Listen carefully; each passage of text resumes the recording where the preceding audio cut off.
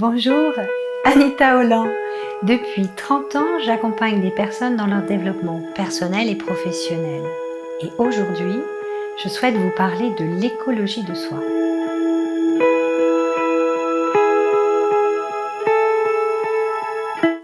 Une notion que j'aborde dans mes coachings, mes animations, mes bilans de compétences éligibles au CPF. Écologie de soi vient de oikos, en grec la maison, et logos, le discours, la science, l'étude. Lorsqu'on parle d'écologie de soi, souvent on pense à l'écologie de la planète, notre demeure. Dans l'écologie de soi, je vais vous parler de notre première demeure, là où nous habitons, notre enveloppe corporelle. L'écologie de soi, c'est une démarche avec notre conscience au niveau de nos trois intelligences, le cerveau, le cœur, le corps.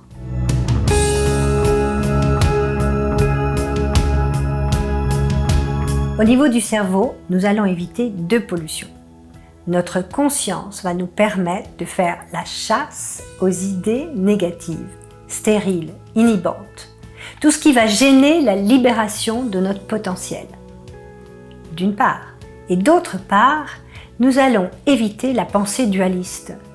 Celle qui met de côté une partie des réalités, des ressources, des perspectives. Non, nous allons faire alliance et la confrontation des contraires pour qu'elles fusionnent. Et de cette fusion naîtra une nouvelle énergie, une pensée dynamique. Ces deux-là, c'est bon pour le moral.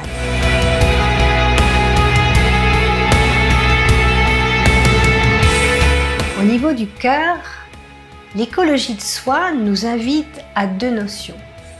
D'une part, l'amour de soi malgré ou avec nos faiblesses et nos imperfections, et d'autre part, la gratitude.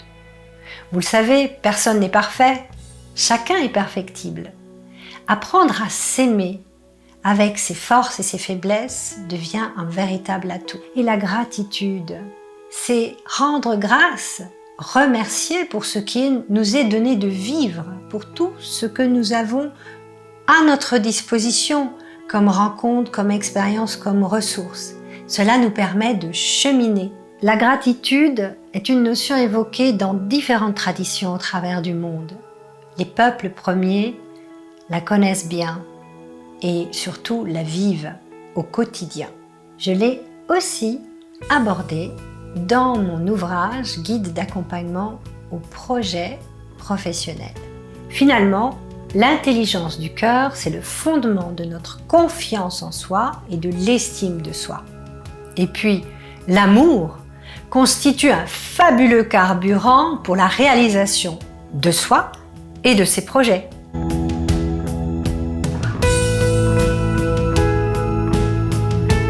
L'écologie de soi au niveau du corps va se traduire dans deux aspects.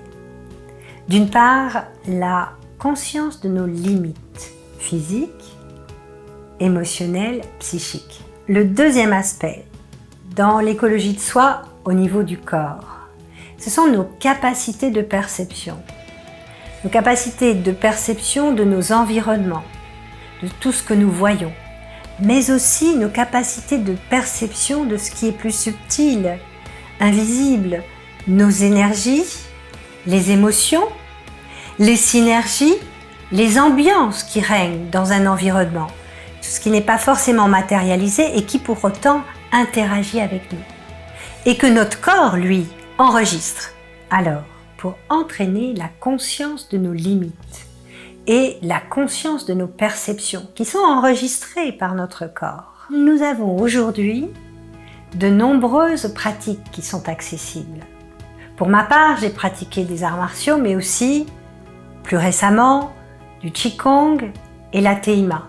Bien d'autres sont à notre disposition. Ces pratiques nous permettent d'entrer vraiment dans la perception de notre corps, de l'habiter pleinement et de percevoir l'énergie qui l'anime intérieurement, mais aussi toute l'énergie qui est disponible dans nos environnements. L'écologie de soi est donc en définitive une démarche de conscience de soi, une spirale vertueuse et une démarche de pleine présence à tout ce qui est là.